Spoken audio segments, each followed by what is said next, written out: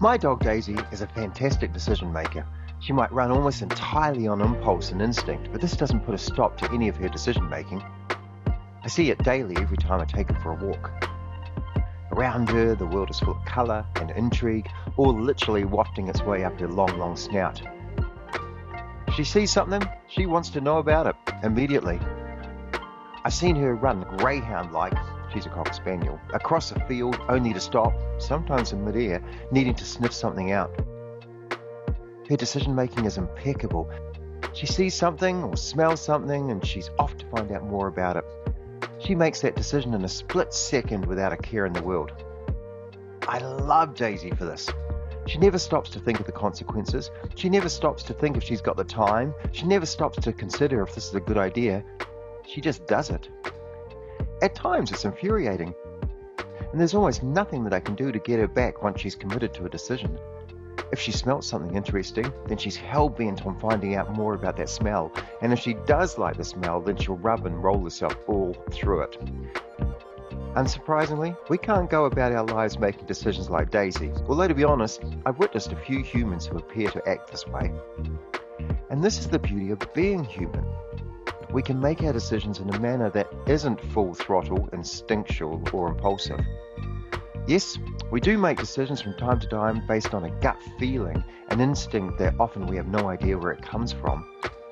But on the whole, we have the ability to take time to work through the merits of the decisions that we make. In my time as a principal, I've been asked to make millions of decisions. Google tells me that the average adult makes between 33,000 and 35,000 decisions a day. I've made some wonderful decisions and I've also made some real clangers. There doesn't ever seem to be any rhyme or reason on making a successful decision, although I'd suggest that the majority of mine have turned out just fine. I've experienced my fair share of sleepless nights over some of them. Others have come and gone without a worry or care. The point is that there's a sweet spot somewhere between the immediacy of Daisy's decision-making routine and the deeper consideration of the human process. That sweet spot is a moving target. It changes from context to context. What works one time isn't a shoe-in to work the next time. At the end of the day, it is what it is. I doubt Daisy has sleepless nights over the decisions that she makes. Maybe we should do the same.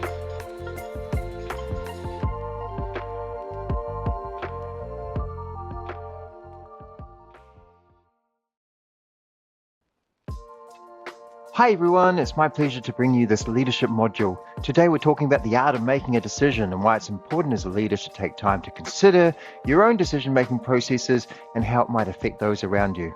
So let's get into it. Leadership and decision-making go hand in hand. Decision-making and how you go about making decisions is right up there in terms of importance when we talk about the key elements of your role.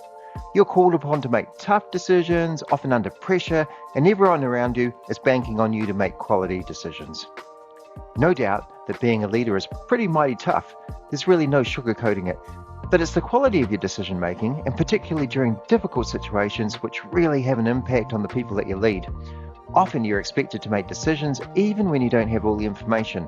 I'm talking about those times when nothing is quite clear. It's still as clear as mud actually, and your ducks have yet to get into line. There's nothing like the feeling of being under immense pressure and having to come up with a solution for something that's going to save the day. Expectations are incredibly high during these times, but as a leader you'll be called to cut through the noise, weigh the consequences and act decisively, even when the choices are painful or unpopular. Wavering or avoiding decisions only prolongs the inevitable. Courageous leaders face challenges head-on, owning the responsibility for the outcomes. In the end, leadership is about conviction, clarity, and the guts to prioritize long-term success over short-term comfort. You've been employed to make the tough decisions. You're expected to make quality judgments. You are the leader, but this doesn't mean that leadership decision-making needs to be lonely. If you've got a great team around you, then making quality decisions is a bit like a goal scorer in a football team. The decision itself is just one more pass. It's taken a whole team to get to that point where you've got to score. Okay, so let's take a look at timing. As with many things in leadership, timing is key. Yep, you get to have the ultimate say, but you also have the benefit of having some control over the timing of the decision. Yes, sometimes that timing is limited, very limited, great leaders still have some control of timing. The key is to keep this control and utilize it as best as you can before the control is taken away from you. So give yourself some room before a big decision. Gather all the info that you can, including considering the consequences of your decision, and then give yourself a time to commit to making that decision. A key part of controlling the timing of your decision is being transparent with your team. Do this by setting up some clear and realistic expectations. Let people know when you'll be making the decision and explain how you plan on getting the information to make your decision. Firstly, let's consider the timeline. Whether it's a short time or a long time, you still have some control here. Strong leaders will cut out any of the ambiguity by clearly setting up a timeline for key decisions with their teams. They'll outline the critical milestones, define all the deadlines, and emphasize accountability, ensuring everyone is aligned and no one's left guessing when the action needs to happen. Your team will be grateful for the heads up about the timeline, and if you want to be effective as a leader, then you'll find ways to outline the decision-making process, clarify the expectations, and ensure that every team member understands their role and the stakes, leaving no room for misunderstandings or wasted effort. You can use all the tools at your disposal, such as team-wide meetings, one-on-one discussions, or detailed written communication, like an email or a shared document. The key is to get rid of the jargon, keep the message focused, and address any concerns or questions up front to prevent confusion or misalignment. It's about being transparent, approachable, and structured. When I've made my clangers in decision making, it's normally because I haven't communicated clearly or I haven't explained how I plan to make the decision. Failing to do this leaves a vacuum for others to fill in all sorts of stuff, and it can lead to a great confusion in your team. Not being clear with the process and with how you plan to make your decision, what it's based on, makes for a great opportunity for those on your team who might be, let's say, toxically inclined to fill in the void with a lot of rubbish. You don't want this, so be overly clear about things and consistent. Right. Let's talk about making the decision. You've gained all the information that you need or that's available to you. Note that this can be different. You might not have everything that you need, but you still have to make that decision. Procrastination is a perfectly human way to deal with something. It doesn't mean that you're lazy or a crappy leader, but when it's time to make a decision and you've made it, then it's always better just to get it over and done with. There's no point hanging around, especially if you've exhausted all the other possibilities. Procrastination will just make things more painful. Prepare yourself. Do whatever you do to get yourself up for something big.